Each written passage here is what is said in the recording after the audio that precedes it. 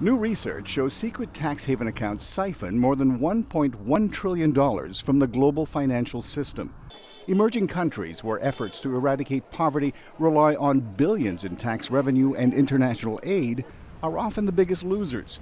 Tom Cardamone is a managing director for Global Financial Integrity, a group that tracks the illicit flow of cash around the globe. This is far more than all the foreign aid and all the foreign investment that goes into those countries every year. So it's a critically important problem. Wikipedia lists 82 countries considered to be tax havens, from Switzerland to Panama and many Caribbean countries. They're attractive because they offer offshore accounts to foreign individuals for little or no tax liability and anonymously. Best of all, it's perfectly legal. Once you hide who actually owns a company or controls a bank account, that's when real problems can happen. Tax haven accounts can also provide cover to drug traffickers and terrorists or to hide nefarious schemes.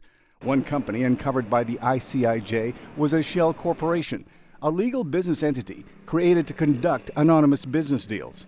ICIJ reporter Will Fitzgibbon says the shell company was later called out by the U.S. government for secretly providing Syria's Air Force with oil used in explosive barrel bombs that were dropped on homes, businesses, and civilians. So the fact that this company, which allegedly had done these things, was allowed to have offshore companies and to continue using them was for me a pretty stark example of how those two worlds of victim and offshore coincide.